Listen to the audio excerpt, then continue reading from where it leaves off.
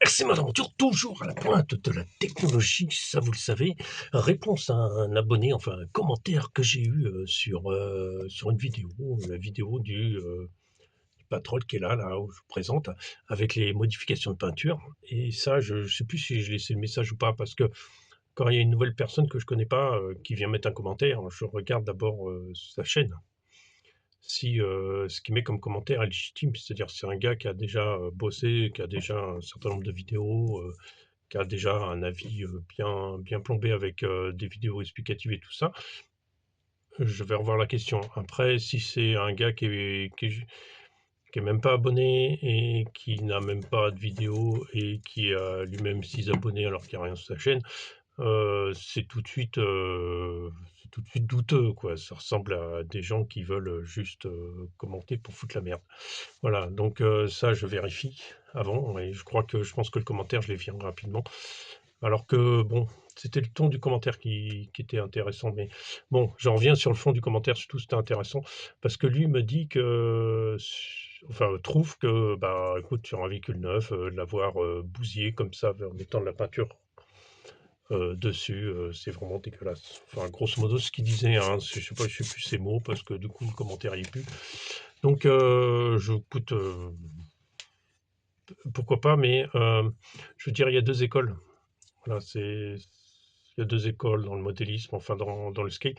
Il y a ceux qui aiment bien que le véhicule reste tout neuf tout le temps et garde son apparence d'origine. Ça, et je respecte les 2 écoles.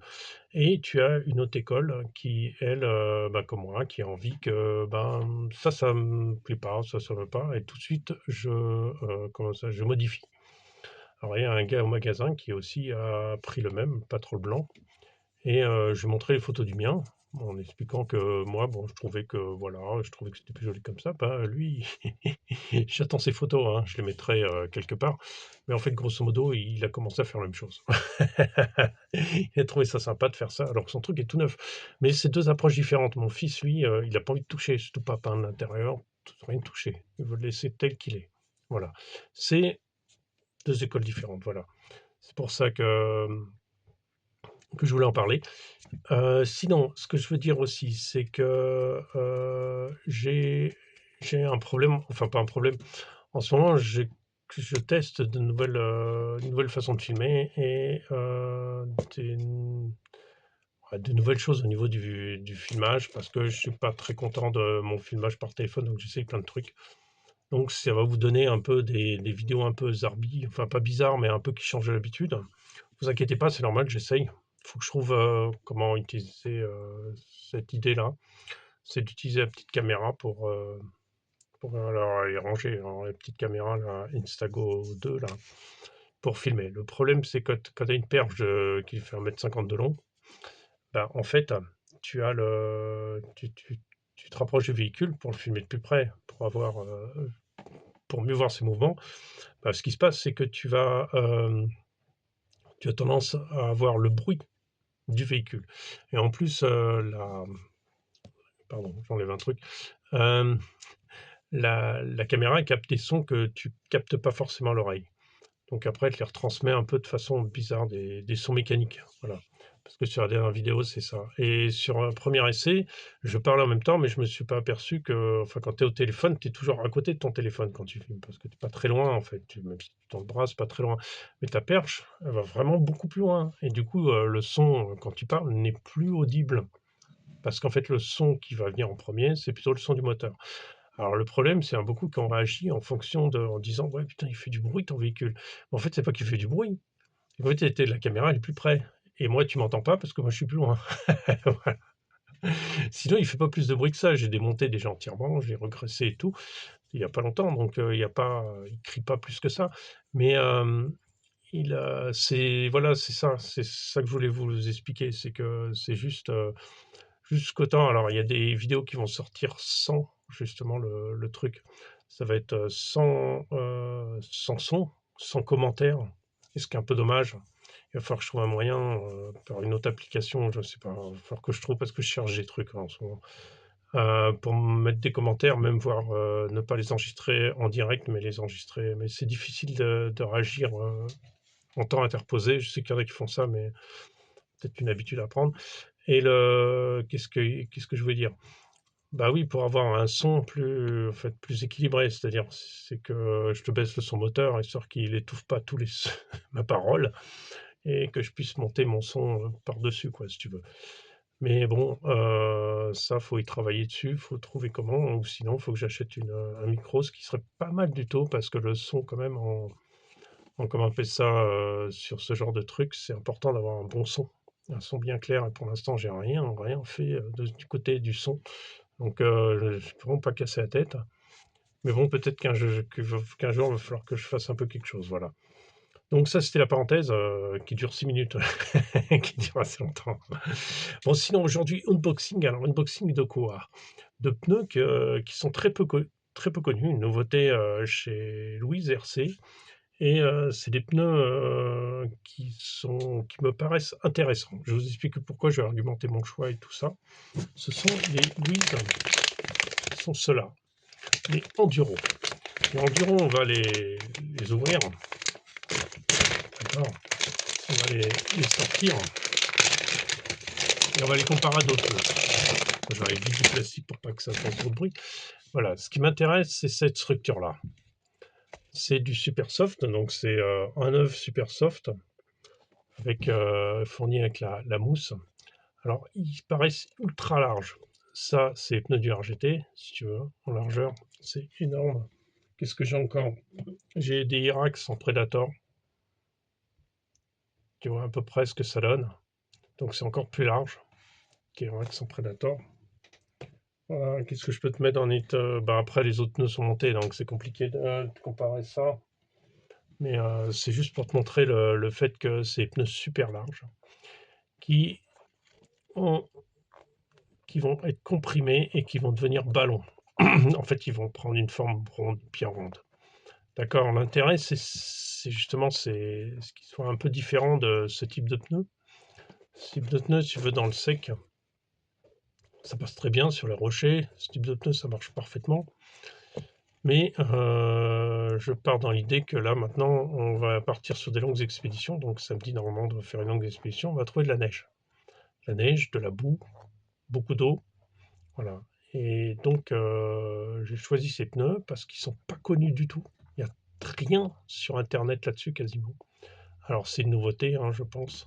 Et personne les achète. Je pense qu'un peu sceptique de ça. Mais je pense que ces pneus vont être assez exceptionnels dans la neige parce qu'ils vont te donner une traction qui va être excellente. La neige ne va pas rester collée entre deux parce que l'espace est vraiment très très large. Après, il faut voir réellement ce que ça va donner parce que, et comme ils sont assez larges, tu as une surface de contact au sol qui risque d'être plus grande et donc de moins t'enfoncer. Je suis curieux de savoir ce que ça va donner. Je spécule complètement sur mon idée, mais les crampons sont très souples, hein. Il est en soft. Je suis en train de les monter sur des jantes. Alors, je vais vous montrer comment ça donne. Tu vois quand même, quand ils sont montés sur des jantes, ils sont bien ronds. Ils sont bien ronds. En plus, chez Louise, l'avantage des pneus, c'est qu'ils sont vraiment pas chers. C'est vraiment, ça, c'est vraiment un truc sympa chez Louise, c'est qu'ils font des pneus pas trop chers et moins chers que chez Duratrax avant. Ils sont super renforcés sur le côté. Ça, j'aime beaucoup. Ça, c'est renfort. Ça sert à beaucoup de choses. Et ils sont CR enduro. D'accord. Ils te mettent une espèce de. Ils sont assez larges.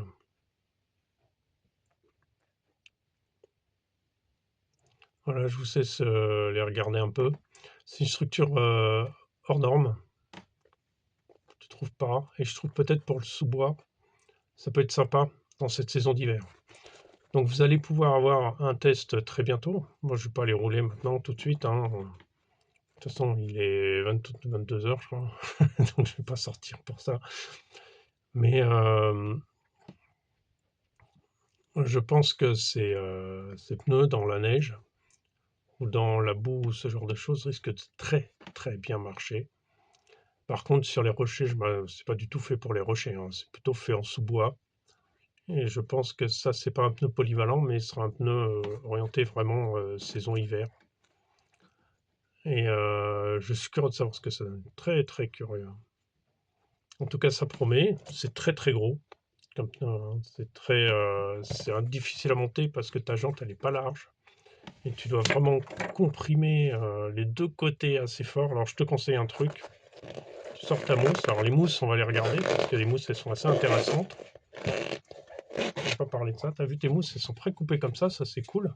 Je trouve ça assez rigolo. Et tu vois un peu déformées, ça n'a aucune importance, hein. Ouais, elles sont pré-découpées, c'est cool. Quand tu as, l'intérieur qui est assez fin, tu vois là, ça te fait un pli si tu écrases. Coupe-le, coupe, un peu en biseau ton truc.